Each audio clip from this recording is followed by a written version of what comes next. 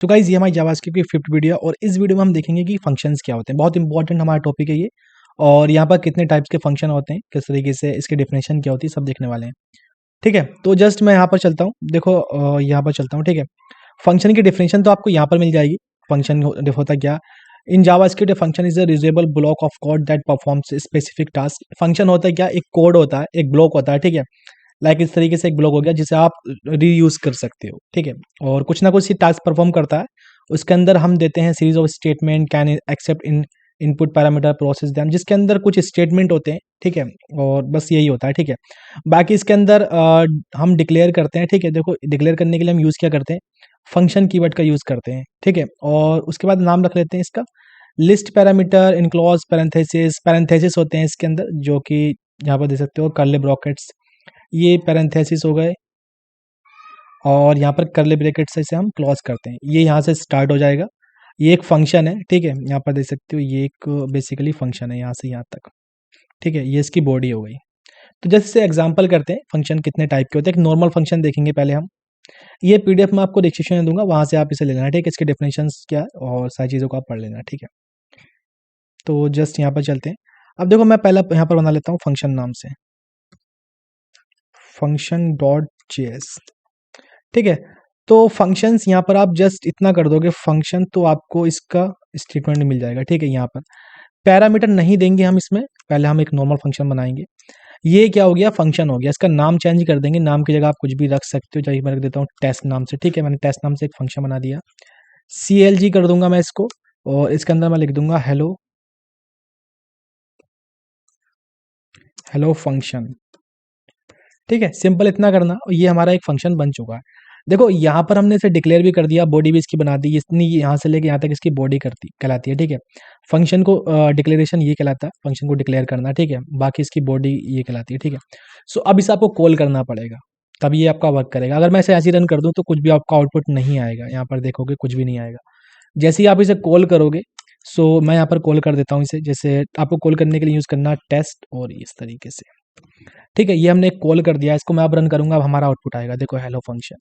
कितनी बार भी आप कॉल करोगे उतनी बार आपका फंक्शन चलेगा यहाँ पर। ठीक है, तो इसे ही बोलते हैं रीयूज कर सकते हो आप इसका। ठीक है, एक बार आपने डिक्लेयर कर दिया तो देखो 2 बार चल रहा है हेलो फंक्शन, क्योंकि मैंने यहाँ पर 2 बार कॉल कर दिया। ठीक है, सो यहाँ पर जो हमारा यहाँ पर बोला था कि इसे आप रीयूज कर सकते हो, रीयूजेबल ब्लॉक। तो ये पूरा एक ब्लॉक कहलाता है। इसके अंदर जो भी आप दोगे ये यहाँ पर चलेगा। तो पहला तो हमारा ये नॉर्मल फंक्शन हो गया। इसके इसमें आता है एक पैरामीटर फंक्शन। ठीक है, इसके अंदर यहाँ पर कुछ पैरामीटर देते हैं हम। तो उसके लिए क्या होता है? देखो फंक्शन जावास्क्रिप्ट में होते कितने टाइप के हैं बेसिकली। यहाँ पर अगर मैं फंक्शन की बात करूँ ना, तो जावास्क्रिप्ट में फंक्शन 3 टाइप के आते हैं। ठीक है, बाकी तो इसके टाइप बहुत ज़्यादा हो जाते हैं। रिटर्न करने का भी फंक्शन होता है। तो इसमें फंक्शन का यहाँ पर होता है पहला हमारा एक नॉर्मल फंक्शन कह लो आप। एक नॉर्मल फंक्शन होता है जैसे हमने यहाँ पर बना दिया। ठीक है, ये एक फंक्शन हो गया। एक फंक्शन होता है यहाँ पर जिसे बोलते हैं हम एक्सप्रेशन फंक्शन। ठीक है, जिसे एनोनिमस फंक्शन बोलते हैं। इस फंक्शन का नाम नहीं होता है। ठीक है, इस चीज़ का आपको ध्यान रखना। सब देखेंगे हम। ठीक है, सारे फंक्शन हम यहाँ पर देखेंगे। और एक फंक्शन होता है हमारा यहाँ पर, तीसरा जो फंक्शन होता है वो होता है एरो फंक्शन। ठीक है, यहाँ पर इसको एरो फंक्शन बोलते हैं। इसका भी नाम नहीं होता है। ठीक है, इस सिर्फ हम एरो से डिफाइन कर देते हैं इसको। तो पहले चलते हैं हमारा यहाँ पर कि हम इस फंक्शंस के अंदर, किसी फंक्शन के अंदर आप पैरामीटर पास कर सकते हो, जिसे हम आर्ग्यूमेंट बोलते हैं। ठीक है, तो पास करने के लिए देखो यहाँ पर इस तरीके से आप पास कर दोगे यहाँ पर पैरामीटर। तो जस्ट यहाँ पर चलते हैं। देखो इसमें इसी में पास कर देता हूँ। तो यहाँ पर आपको करना पड़ेगा, मैं दो दो पैरामीटर पास कर रहा हूँ, एक ए और एक बी। तो यहाँ से हम इसे पास कर देंगे, जैसे 10 और 20। तो इसके अंदर पास हो गया। अब यहाँ पर आप इसे इन्हें एक्सेस कर सकते हो। ठीक है, लाइक जैसे मैं कर दूंगा CLG कर देता हूँ। ठीक है, मैं CLG कर देता हूँ और यहाँ पर ले लूंगा इसको ए को। ठीक है, और ऐसे ही काम मैं यहाँ पर करता हूँ CLG और यहाँ पर बी को। ठीक है, सो यहाँ पर क्या होगा, ए को हमने 10 असाइन कर दिया और बी को 20, ये से पैरामीटर बोलते हैं। सो मैं अगर इसको रन करूंगा तो देखो 10 और 20 दोनों की वैल्यू आ गई। यहाँ पर आप इन्हें दोनों ऐड भी कर सकते हो। यहाँ पर अगर आपको ऐड करना है ना तो वो भी आप कर सकते हो। लाइक जिससे यहाँ पर कर देंगे, एक कोई भी वेरिएबल ले लेंगे। मैं रिजल्ट नाम से ले लेता हूँ। ठीक है, लेट रिजल्ट। और जस्ट यहाँ पर कर देते हैं a प्लस बी। ओके, सो मुझे इस तरीके से करना था, a प्लस बी। ठीक है, दोनों ऐड हो जाएंगे और यहाँ पर हम रिजल्ट को प्रिंट कर देंगे। सिंपल है इतना। ठीक है, तो रिजल्ट, तो इनका आउटपुट यहाँ पर आपको अब मिल जाएगा। जस्ट मैं रन करता हूँ तो देखो 30, 10 और 20 30। तो इस तरीके से हम पैरामीटर पास करते हैं। ठीक है, और जिन्हें हम आर्गुमेंट भी बोलते हैं। सो आप रिटर्न भी करा सकते हो, रिटर्न फंक्शन विद रिटर्न की वैल्यू, आप एक फंक्शन को रिटर्न करा सकते हो। तो उसके लिए आप जस्ट यहाँ पर ही करोगे तो रिटर्न का आपको यूज़ कर लेना। देखो यहाँ से हमने पास कर दिए तो रिटर्न कर देंगे, तो a प्लस बी। अब इस जो आपने रिटर्न कराया ना, इसको आपको किसी ना किसी चीज़ के अंदर स्टोर करना पड़ेगा। देखो यहाँ से आप वैल्यू दे तो रहे हो, लेकिन जैसे आप रिटर्न कराओगे तो उस चीज़ को लोगे भी ना किसी चीज़ के अंदर, वो चीज़ वापस आएगी। तो आपको इसे यहाँ पर टेस्ट और जस्ट आपको करना पड़ेगा, कोई वेरिएबल बनाना पड़ेगा। तो मैं एक लेट नाम का वेरिएबल बना लेता हूँ यहाँ पर रिजल्ट नाम से। ठीक है, तो हमने यहाँ पर ले लिया इसको, और अब इस रिजल्ट को आपको प्रिंट कर देना। जो भी इसकी आपको रिटर्न करके आएगा वो रिजल्ट के अंदर आ जाएगा, स्टोर हो जाएगा। तो यहाँ पर आपको कर देना है, जैसे CLG कर दूंगा मैं, तो जस्ट रिजल्ट। ठीक है, वही सेम आउटपुट आएगा यहाँ पर। बस हमने यहाँ पर क्या किया, फंक्शन को रिटर्न किया, जो भी उसके अंदर ऑपरेशन परफॉर्म हो रहा है वो रिटर्न किया। देखो 30। ठीक है, तो इसको आपको क्या करना है, किसी ना किसी चीज़ के अंदर आपको रिटर्न लेना है और फिर उसके बाद उसे शो कर देना है। ठीक है, तो ये होता है एक रिटर्न वैल्यूज। अब चलते हैं फंक्शन एक्सप्रेशन क्या होता है, जिसे हम बोलते हैं एनोनिमस फंक्शन। ठीक है, एनोनिमस फंक्शन होते हैं क्या, इनका नाम नहीं होता है। तो यहाँ पर आपको एक वेरिएबल्स के अंदर इन्हें स्टोर करना पड़ेगा। ये एक वेरिएबल्स बना रहे हैं हम, जिसके अंदर से स्टोर कर रहे हैं और बेसिकली कह सकते हो रिटर्न कर रहे हैं। ठीक है, तो यहाँ पर क्या कर रहे हैं, जस्ट मैं यहाँ पर चलता हूँ और मैं क्या करूँगा, इसको मैं जस्ट इसको यहाँ पर कमेंट कर दूंगा। ठीक है, और यहाँ पर फंक्शन कर देंगे। यहाँ पर सबसे पहले करना पड़ेगा लेट, और एक वेरिएबल बना लेता हूँ मैं, जिसे मैं बोल दूंगा ऐड नाम से दे दूंगा। ठीक है, और यहाँ पर आप कर दोगे फंक्शन। ठीक है, फंक्शन कर दिया, लेकिन इन फंक्शन का नाम नहीं होता, आप कुछ भी नाम नहीं दोगे। ठीक है, देखो फंक्शन कीवर्ड का तो हमने यूज़ कर दिया, लेकिन नाम नहीं दोगे। तो यहाँ पर आप नाम नहीं दोगे, इनके अंदर जो चाहो आप आर्ग्यूमेंट पास कर सकते हो, नहीं भी करोगे तो कोई भी इशू नहीं है। ठीक है, बेसिकली रिटर्न यहाँ पर आप बिना आर्ग्यूमेंट के फंक्शन ही बना सकते हो और आर्ग्यूमेंट पास भी कर सकते हो, ये आपके ऊपर डिपेंड करता है। तो बिना के मैं बना देता हूँ। ठीक है, मैं जस्ट यहाँ पर कर देता हूँ CLG हेलो, मैं इसको कर देता हूँ हेलो। ठीक है, तो अब यहाँ पर मैंने कर दिया इसको हेलो। अब देखो इसे कॉल करने के लिए आपको करना क्या पड़ेगा, देखो लेट रिजल्ट ऐड इसके करना पड़ेगा, और बाद में इस रिजल्ट को आप कर दोगे। ठीक है, यहाँ पर देख सकते हो ऐड जो है वो इसके फंक्शन का नाम कहलाता है, मतलब एक वेरिएबल है, हम इसे फंक्शन का नाम नहीं देते, इस चीज़ को आपको ध्यान रखना है। तो जैसे अब यहाँ पर मुझे क्या करना पड़ेगा, सो जस्ट यहाँ पर कर दोगे आप ऐड। ठीक है, इतना कर दोगे और इसको इस तरीके से कर दोगे, तो यहाँ पर क्या होगा, इसकी वैल्यू आ जाएगी, देखो हेलो। ठीक है, हेलो, मैं कर देता हूँ आई एम एनोनिमस फंक्शन।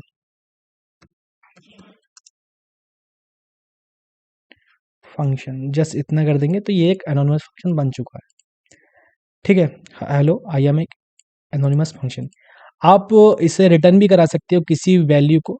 तो जैसे यहाँ पर अगर मुझे कोई इसमें आर्गुमेंट देने, और जैसे मैं दे देता हूँ ए और बी। ठीक है, दो मैंने आर्गुमेंट पास कर दिए, इसके अंदर कितने भी कर सकते हो, ये आपके ऊपर डिपेंड करता है। ठीक है, सो यहाँ पर इसको रिटर्न कराने के लिए जैसे मुझे इसे यहाँ से हटा देता हूँ। ठीक है, रिटर्न कर देंगे इसको रिटर्न, और यहाँ पर कर दूंगा मैं ए प्लस बी। सो अब यहाँ पर मुझे क्या करना पड़ेगा, इसकी वैल्यू को स्टोर करना पड़ेगा। तो मुझे यहाँ से जब ये रिटर्न कर रहा है फंक्शन, तो मुझे किसी ना किसी चीज़ के अंदर इसकी वैल्यू को स्टोर करना पड़ेगा। तो यहाँ पर मुझे एक वेरिएबल बनाना पड़ेगा, देखो इस तरीके से रिजल्ट नाम से बना लेता हूँ। ठीक है, मैं रिजल्ट नाम से एक वेरिएबल बना लेता हूँ, और जिसके अंदर ये अब मुझे इसके अंदर कुछ आर्ग्यूमेंट भी पास करने पड़ेंगे, क्योंकि यहाँ पर देखो आर्ग्यूमेंट है इसके अंदर। ठीक है, तो यहाँ पर आप जो भी करोगे, मैं 20 और 30 कर देता हूँ। जस्ट मैं इसको, अब देखो मुझे यहाँ पर जो वैल्यू है ना, वो पूरे फंक्शन की वो रिजल्ट के अंदर आकर स्टोर हो गई है। तो अगर आपको इसे देखना है तो आपको रिजल्ट को क्या करना पड़ेगा, CLG में करना पड़ेगा प्रिंट के लिए। अगर मैं ऐसे ही रन कर दूंगा तो देखो इसका कुछ भी आउटपुट नहीं आएगा। तो जस्ट यहाँ पर मैं कर दूंगा CLG, और यहाँ पर कर देंगे रिजल्ट, रन कर देंगे इसको। तो यहाँ पर देखो 50 का आउटपुट आ चुका है। ठीक है, अब देखो यहाँ पर आप चलते हैं एरो फंक्शन क्या होता है। देखो एरो फंक्शन में हम concise way to write function expression they use the fat arrow. हम इस सिंबल का यूज करते हैं अपने फंक्शन को डिफाइन करने के लिए।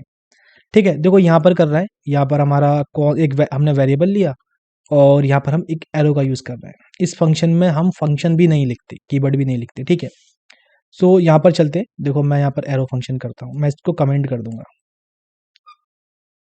जैसे इतना करेंगे तो यहाँ पर मैं कर दूंगा। देखो पहले एक वेरिएबल लेंगे, कुछ भी ले सकते हो, मैं ले लेता हूँ यहाँ पर ऐड ही ले लेते हैं। ठीक है, और इस तरीके से अब यहाँ पर आप फंक्शन का दे दोगे, लेकिन इस तरीके से आप डिफाइन करोगे। ये फंक्शन का हमने इसलिए दिया ताकि कोई भी इसमें क्या करना पड़ेगा आपको, आर्ग्यूमेंट लेने के लिए। ठीक है, और आपको देने देना है ये, और यहाँ पर आप बॉडी डिफाइन कर दोगे। अच्छा, इसे यूज करते हैं सिंगल लाइन के लिए भी।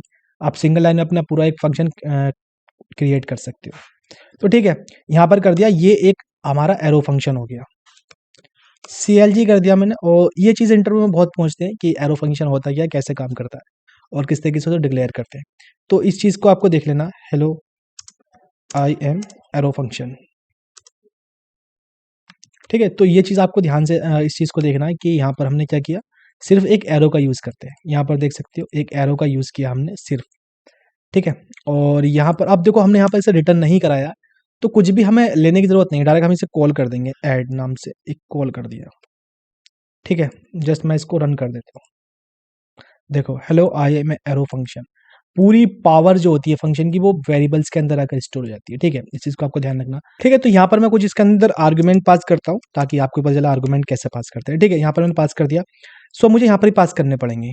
और जस्ट मुझे जब यहाँ पर पास करूँगा, अच्छा आप रिटर्न नहीं भी कराओगे तो कोई भी इसमें इशू नहीं पड़ता। ये वो बेसिकली मैंने आपको बताया था ऊपर कैसे रिटर्न नहीं कराते, तो जस्ट यहाँ पर कर लोगे। जैसे यहाँ पर हम ले लेंगे अपना पहले, सबसे पहले ए को, तो रिजल्ट कर देंगे, एक वेरिएबल क्रिएट करेंगे यहाँ पर लेट रिजल्ट, और जस्ट इसको मैं कर दूंगा ए प्लस बी। ठीक है, बी डबल हो गई, कोई नहीं। तो यहाँ पर CLG भी कर देंगे इसको, CLG, तो रिजल्ट को पास कर दूंगा। ठीक है, तो यहाँ पर हमने फंक्शन को रिटर्न नहीं कराया, बस आपको यहाँ पर आर्गुमेंट पास करने पड़ेंगे, जैसे 10 और 50, तो यहाँ पर आपने पास कर दिए। मैं इसको रन करूंगा, वही आउटपुट आएगा 60। ठीक है, 10 और 50, 60 आउटपुट इसका आएगा। और रिटर्न अगर कराना पड़ेगा आपको इसको, तो वही तरीका है कि आपको किसी न किसी चीज़ के अंदर वैल्यू को स्टोर करना पड़ेगा। और क्योंकि रिटर्न हो रही है वैल्यू, तो अगर मैं रिटर्न कर दूंगा यहाँ पर रिटर्न ए प्लस बी, तो यहाँ पर आपको इसे वैल्यू को लेना पड़ेगा, क्योंकि पूरी फंक्शंस जो है वो अब रिटर्न कर रहा है वैल्यू को। तो आपको कहीं ना कहीं से स्टोर करना पड़ेगा, किसी ना किसी वेरिएबल्स के अंदर आप डायरेक्ट नहीं कर सकते। जैसे मैं कर देता हूँ, रिजल्ट ही बना लेते हैं, रिजल्ट नाम से एक वेरिएबल बना लिया, इसके अंदर पूरी वैल्यू स्टोर हो गई। अब आपको इस रिजल्ट को क्या करना पड़ेगा, प्रिंट करना पड़ेगा। ठीक है, जैसे रिजल्ट। ठीक है, तो इतना आपको करना है, जस्ट 60। अब हमारे यहाँ पर यही फंक्शन होते हैं, इतने ही फंक्शन आपके जावास्क्रिप्ट में एग्जिस्ट करते हैं। बाकी देखो ये रिटर्न करना होता है, आर्ग्यूमेंट देना होता है, और एक फंक्शन में मतलब 3 टाइप होते हैं। फंक्शन को आप बिना आर्ग्यूमेंट के बनाना, उसे रिटर्न करना, और आर्ग्यूमेंट के बनाना। ठीक है, इसमें पैरामीटर पास करना।